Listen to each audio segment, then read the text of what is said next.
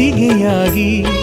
ಮೇರು ಪರ್ವತವೇ ನೀ ತಲೆದಿಂಬಾಗಿ ಹಾಸಿಗೆಯಾಗಿ ಮೇರು ಪರ್ವತವೇ ನೀ ತಲೆದಿಂಬಾಗಿ ನಾಭಿಯಿಂದ ನಭಕ್ಕೆ